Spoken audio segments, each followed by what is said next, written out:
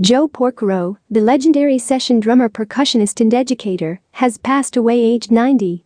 Joe, whose three sons Jeff, Mike and Steve Porcaro also went on to become masters of their instruments, led an extraordinarily successful career as a drummer and percussionist, performing on thousands of TV, film and pop music recordings for household names such as the Rolling Stones, Frank Sinatra, Pink Floyd, Marvin Gaye, the Jackson 5, Madonna and more.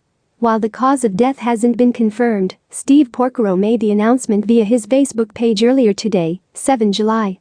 The Porcaro family is heartbroken to announce the passing of our beloved patriarch, Joe Porcaro. Surrounded by his wife Eileen and his family, Joe passed peacefully in his sleep on July 6 at 11:37 p.m. Please allow a few days before reaching out with phone calls and texts. Given the enormous amount of people who Joe considered family and whose lives Joe has impacted, it would be overwhelming to respond just now.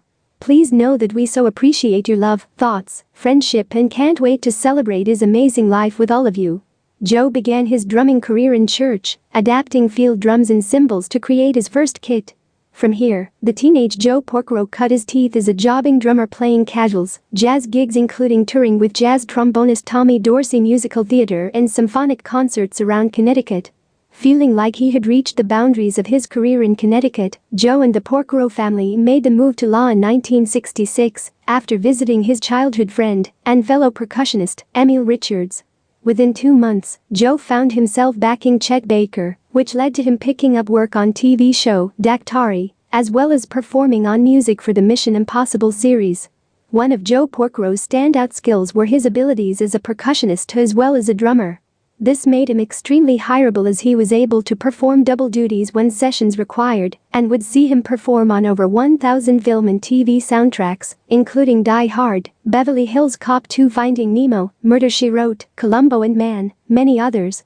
Of course, the Porcaro surname has become synonymous with studio session musicians. His sons Jeff and Steve founded Toto while simultaneously carving out session careers of their own. Mike Porcaro would join Toto on bass for the release of the band's fourth album. Joe had already made an appearance on Toto's third album, Turn Back, but when it came to recording Toto IV, Joe was drafted in to add percussion to 4 tracks, the standout being a bass marimba part on the band's monster hit, Africa. Joe told